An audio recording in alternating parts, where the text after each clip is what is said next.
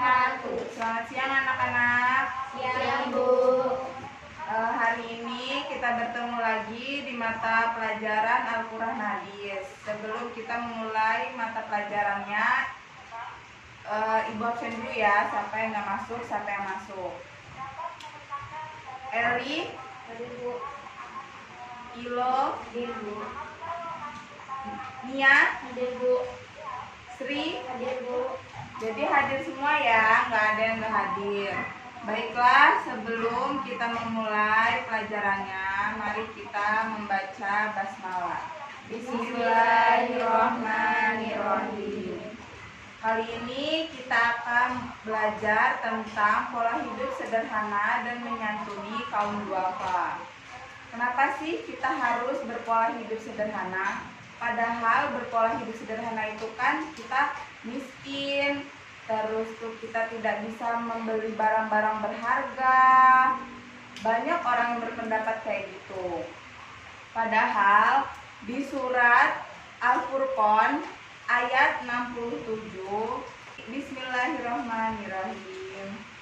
Walladzina idza anfaqu lam yusrifu wa lam yaqturu wa kana baina dzalika qawama. Dan termasuk hamba-hamba Tuhan yang Maha Pengasih, orang-orang yang apabila menginfakkan harta, mereka tidak berlebihan dan tidak pula kikir di antara keduanya secara wajar. Jadi pola hidup sederhana itu adalah yaitu cermat, artinya cermat. Cermat dalam membelanjakan hartanya. Jadi contohnya ada teman kalian, dia orang tuanya seorang buruh tani, sedangkan untuk makan saja mereka susah. Nah, kebutuhannya makan, sedangkan keinginannya, namanya juga anak SMA, masa-masa kayak kalian begini, itu kan ingin mengikuti tren-tren yang sedang ada. Kayak misalnya membeli iPhone, terus membeli motor untuk main segala macam. Itu kan hanya keinginan. Sedangkan kebutuhan mereka itu kita contohkan makanan. Nah, keinginannya itu iPhone. Jadi orang-orang yang ingin berpola hidup sederhana, mereka harus lebih memilih kebutuhan ketimbang keinginannya. Jadi kebutuhan itu lebih penting dalam hidupnya daripada keinginannya, gitu. Nah, sedangkan keinginannya itu kan hanya keinginan yang biar sama kayak mereka. Misalnya si Sri ngelihat si Eli punya iPhone, aku pengen juga beli iPhone nih. Itu kan hanya keinginannya si Sri. Padahal orang tua si Sri lebih ingin kayak kebutuhannya makan, sedangkan Eli pengennya iPhone, gitu. Jadi intinya berpola hidup sederhana yaitu lebih mementingkan kebutuhan ketimbang keinginannya. Dari sini ada yang ingin bertanya? Yakin belum? Kalau tidak, Ibu yang bertanya sama kalian ya. Ya.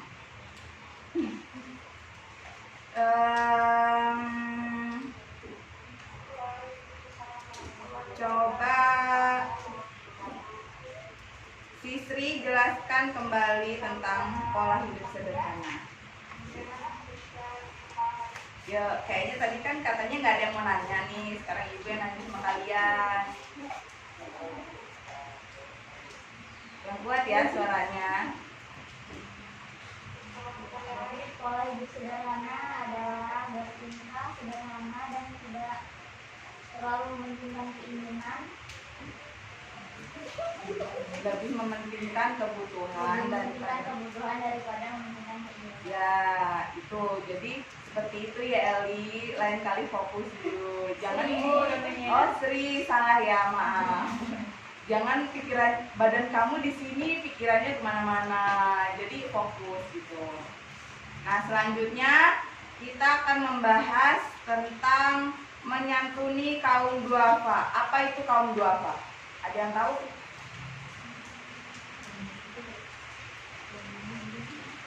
Ada yang tahu nggak? Ya, kaum duafa itu fakir miskin, anak yatim, anak-anak yang terlantar di pinggir jalan, itu namanya kaum duafa. Jadi dalam surah Al-Isra ayat 26 dan 27 dijelaskan tentang artinya, dan berikanlah kepada keluarga-keluarga yang dekat akan haknya kepada orang miskin dan orang-orang yang dalam perjalanan. Dan janganlah kamu menghambur-hamburkan hartamu secara boros. Sesungguhnya pemboros-pemboros itu adalah saudara-saudara syaitan, dan syaitan itu adalah sangat ingkar kepada Tuhannya. Jadi ya, adapun etika-etika menyantuni kaum duafa, yaitu satu, kita harus ikhlas. Jadi semisal Ilo memberikan uang kepada kaum duafa, fakir miskin. Nah, Ilo tuh harus ikhlas, jangan mengumbar-umbar ke teman-teman Ilo, aku habis ngasih duit nih ke si A karena dia kan orang miskin atau orang anak yatim. Jangan, kita harus ikhlas, dan bila perlu hanya diri kita dan Allah yang tahu kalau kita memberikan harta kita kepada si A. Terus yang kedua, kita harus memotivasi para kaum duafa agar mereka dapat melanjutkan kehidupan selanjutnya. Kayak kita harus memberi semangat, kayak ayo semangat, meskipun kamu anak yatim, kamu harus kerja, kamu harus ini, kamu harus itu, kamu jangan males, jangan mau terus-terusan dikasihani. Karena ya kalau kita nggak semangat, kita mau terus-terusan tangannya di bawah, kan nggak mungkin. Kita pasti pengennya kita memberi juga, meskipun kita orang miskin atau anak yatim. Terus yang ketiga, berbicara yang sopan. Jangan kayak lo anak yatim ya, jangan kayak gitu. Itu kan menyinggung hati mereka. Hati mereka merasa tersinggung, terus sakit hati. Karena orang-orang yang hatinya sakit itu teraniaya, kan kita yang berdosa. Misalnya ada teman kalian nih, teman kalian anak yatim atau orang miskin. Kalian jangan temenan sama mereka karena mereka tuh orang miskin, atau karena dia anak yatim. Jangan kayak gitu. Kita seharusnya ya berkata-kata yang bagus, sopan, atau bila perlu kita ajak, kita main bareng. Jangan pilih-pilih teman juga kayak gitu. Mentang-mentang dia anak miskin, kamu bukan anak miskin, kalian bukan anak miskin, kalian menjauhi mereka. Jadi jangan, mereka juga kan kayak rasanya kayak asing gitu loh, ngerti kan? Jadi gitu ya, nggak boleh namanya kata-kata kayak gitu tuh nyakitin hati. Terus yang keempat, lebih utama memberikan santunan yang bisa berjangka panjang. Semisal kayak contohnya beras atau duit, itu kan jangkanya panjang. Kalau beras bisa, misalnya kita kasih si fakir miskin itu sekarung, itu kan bisa sampai sebulan 2 bulan, itu masih panjang, masih lama. Kalau duit juga kan kita juga ngasihnya misalnya berapa gitu, itu kan lama jangkanya. Sedangkan kalau kita kayak kalau makanan yang sudah matang juga ya nggak apa-apa, cuman kan itu yang jangkanya cuma sebentar, kayak misalnya makan sekali langsung habis gitu. Jadi bila perlu ya kita ngasih yang bisa jangka panjang, yang bisa mereka manfaatkan. Kayak misalnya ya beras itu dia bisa berjualan lontong segala macem gitu. Nah, dari sini ada yang ingin dipertanyakan tentang kaum duafa dan menyantuni dan berperilaku sederhana. Masa nggak ada yang nanya lagi? Tadi udah ibu tanya. Ada Bu. Masa nggak ada? Yuk tanya. Tanya yuk. Siapa yang nanya?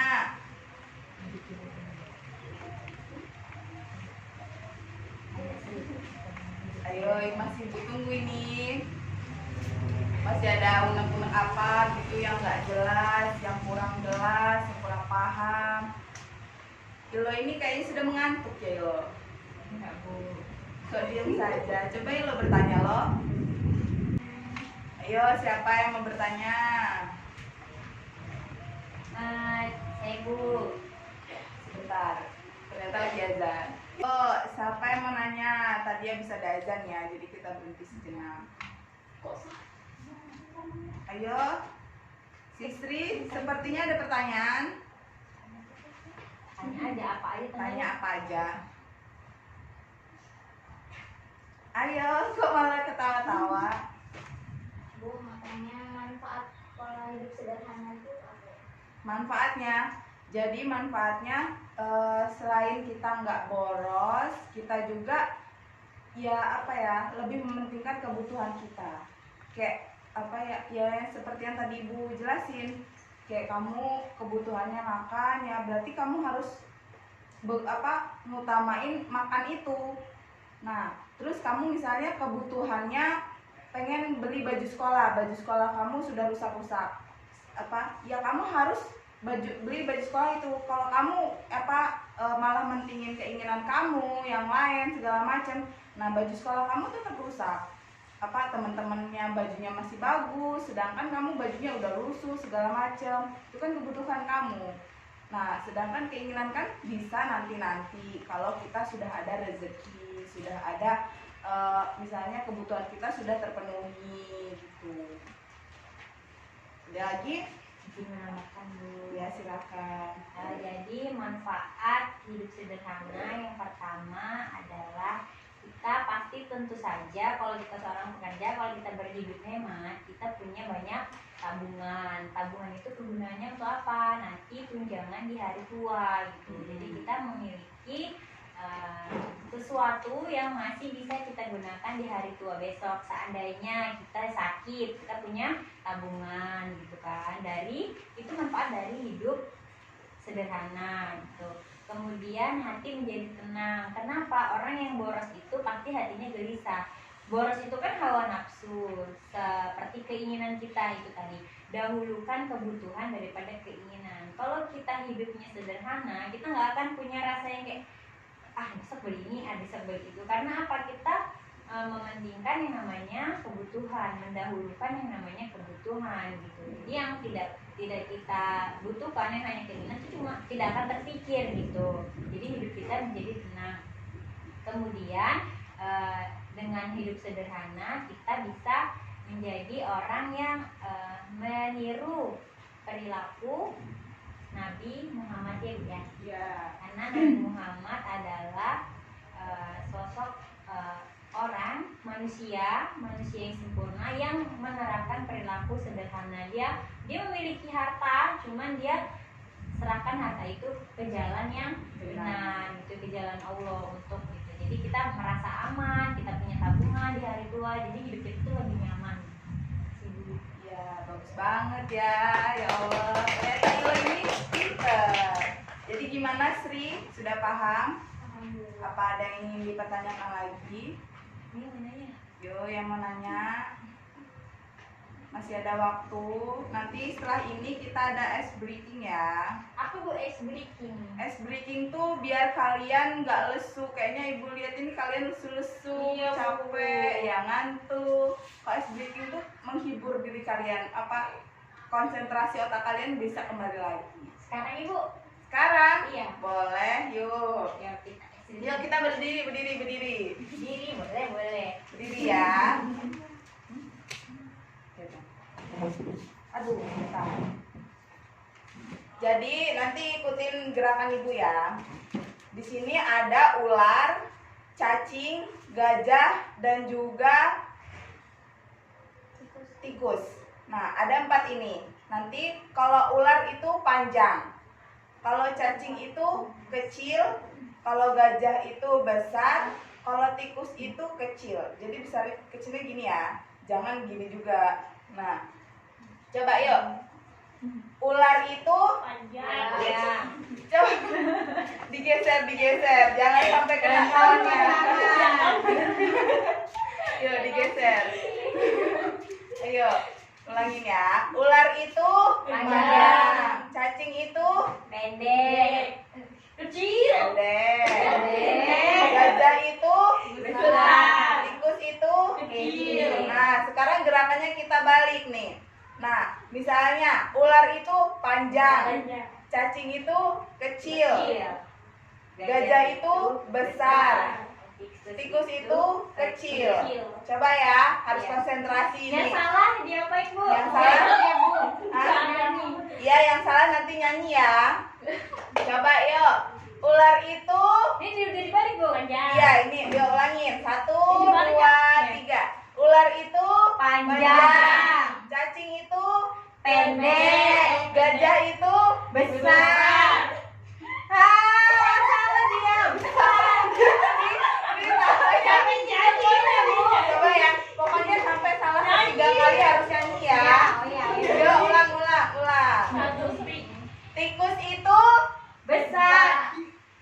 ya ini salah ya. Ya. Jadi Kecil tapi besar. ya gerakannya besar tapi kata-katanya kecil. Berarti Ila 1 poin, ini 1 poin. Ya ulangin. Cacing itu Panjang. ular itu Sama. Cacing itu panjang. jadi kamu orang salah satu-satu semua ya. Sekarang yuk ya lagi. Harus konsen. Nih coba. Ular itu Panjang. 2 poin. 2 poin. Kasih balik. Kan dibalik. Ular itu panjang. Yuk. Ayo, Sri. Konsen ya, konsen. Yuk. Gajah itu Besar. Ular itu Panjang. cacing itu Kecil. pendek. Oh iya, Cacing berat. pendek. Pendek. Tikus itu Besar. Ular itu Panjang. Ilo kan? Dua. 2 ya. Coba yuk sekali lagi. Siapa yang salah harus nyanyi. Ya. Yuk, harus konsentrasi. Ular itu Panjang. cacing itu Panjang. tikus itu Besar. ya kamu yang salah.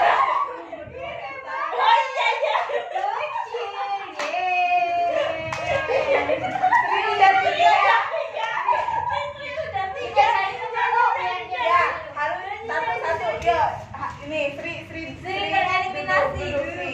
Ya, sini. Satu teman lagi ya.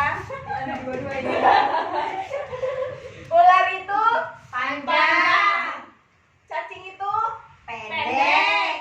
gajah itu Besar. iya baru 2. Yuk, baru 1 ini. Yuk lagi. Cacing itu Panjang. cacing itu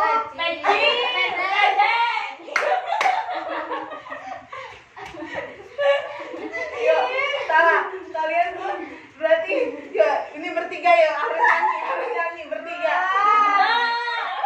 Ya sini maju ke depan. Nyanyi apa aja ya. Aduh, yuk nyanyi. Ya terserah. Ya potong bebek angsa pakai O. 1, 2, 3.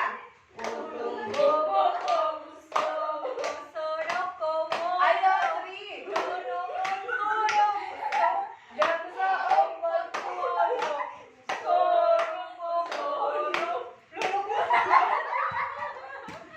Ayo yang serius nanti ibu nilainya kurangin loh kalau nggak serius. Ayo. Bersuara masa cuma ilo doang. Ayo 1. Yuk 1, 2, 3.